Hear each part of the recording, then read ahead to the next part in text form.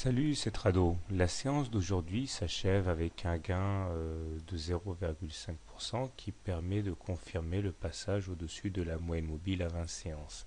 Les indicateurs techniques continuent de s'améliorer avec un MACD qui confirme son passage au-dessus de son signal, un stochastique qui fonce plein nord et un momentum qui enfin bascule positif.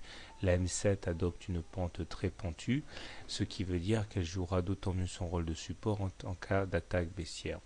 La cassure du biseau qui date du 1er décembre continue à indiquer en objectif à court terme les 3900 ici, c'est-à-dire la base du biseau, qui également correspond au haut de la fourchette d'Andrews bleue dont il faudra absolument se départir et clôturer au-dessus au risque de devoir revenir chercher la médiane qui n'a toujours pas été touchée et qui pourtant constitue l'objectif naturel de cette fourchette d'Andrews bleue.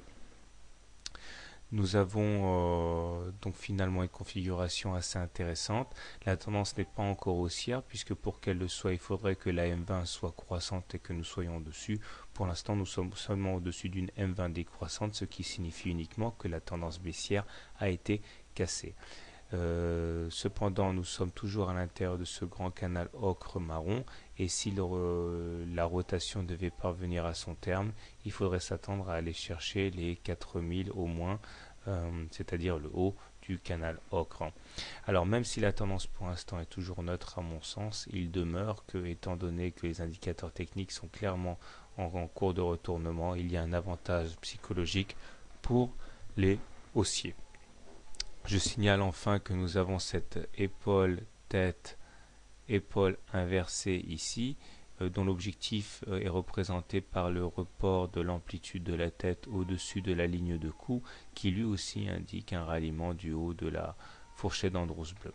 Voilà, donc comment trader demain? Si vous êtes haussier sur le cas que je pense qu'il faut acheter au contact de la M20 ou sur enfoncement de la M20, et en cas de retournement sur les unités courtes, on achète avec pour objectif donc le retour sur les 3900.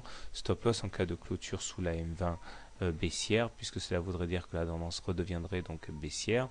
Si vous êtes baissier, solution la plus évidente, attendre un refus de clôturer au-dessus de la fourchette d'Andrews bleue pour shorter en visant dans un premier temps la M20. Voilà, bonne soirée, bon trade et à demain.